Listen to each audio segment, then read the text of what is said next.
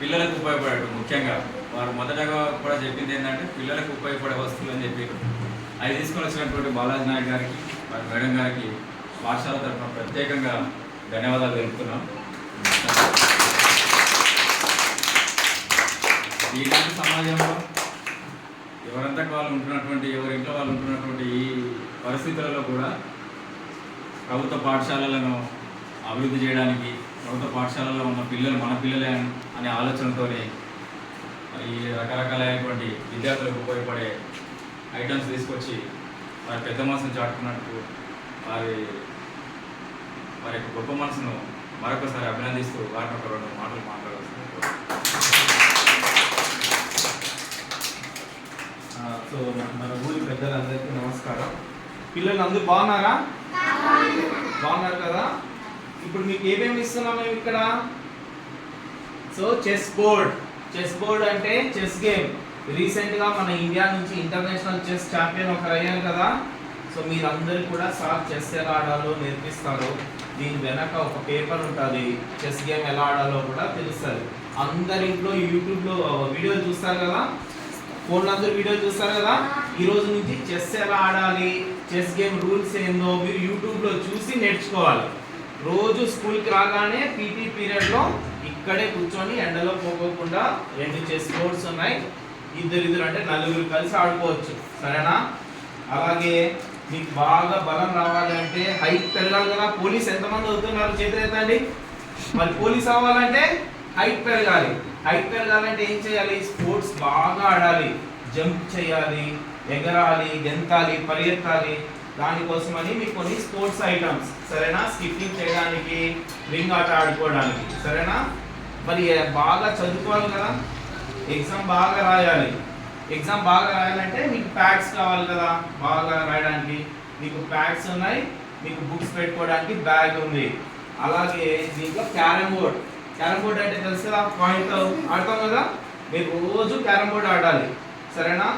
Games ఎంత sports బాగా ఆడితే మన బ్రెయిన్ అంత షార్ప్ అవుతుంది, సరేనా?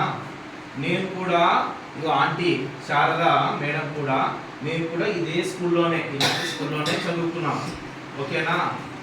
మేము చదువుకున్నప్పుడు ఇంకా తెలుగు మీడియం, మీకు ఇంకా ఇంగ్లీష్లో నేర్పిస్తున్నారు ఏబిసిడీలు. అందరికి ఏబిసిడీలు అన్నీ వచ్చు కదా, స్పెల్లింగ్స్ అన్నీ. సో మేము చిన్నప్పుడు ఏం చదువుకున్నాం? తెలుగు మీడియంలో చదువుకున్నాం, ఇలాగే గవర్నమెంట్ స్కూల్లోనే. కానీ ప్రైవేట్ స్కూల్ వాళ్ళని చూసి మేము ఎప్పుడూ భయపడలేదు, సరే? నా ప్రైవేట్ స్కూల్ వాళ్ళు మంచి బట్టలు వేసుకొని, టై కట్టుకొని, షూ పాలిష్ చేసుకొని వెళ్ళేవాళ్ళు.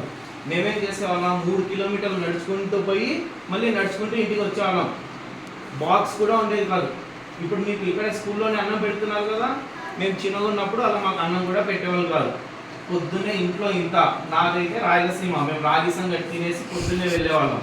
మళ్ళీ సాయంత్రం మళ్ళీ ఇంటికి వచ్చిన తర్వాత మళ్ళీ రాగి సంగటి తిని పడుకునేవాళ్ళం. అర్థమైందా?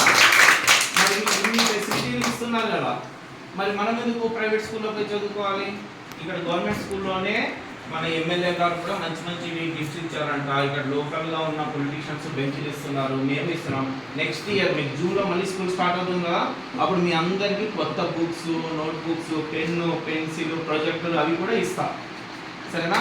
మీరు మాత్రం బాగా చదువుకోవాలి. ఎవరో బస్సులో పోతున్నారు, టై చేసుకొని పోతున్నారని వాళ్ళని చూసి మనం బాధపడకూడదు. మనం ఎంత బాధపడితే మనలో కాన్ఫిడెన్స్ అంటే ఆత్మవిశ్వాసం తగ్గిపోతుంది. మనం ఎవ్వరికి తక్కువ కాదు. ఇంకా ఆపన్ సే గోరేపునికే గోరకాయ కేమై కమ్ముకొని మన లంబాడి వాళ్ళము అసలు ఎందులోనూ తక్కువ కాదు. మనకున్నంత గుండె ధైర్యము, ఆత్మవిశ్వాసం ఎవ్వరికి ఉండదు.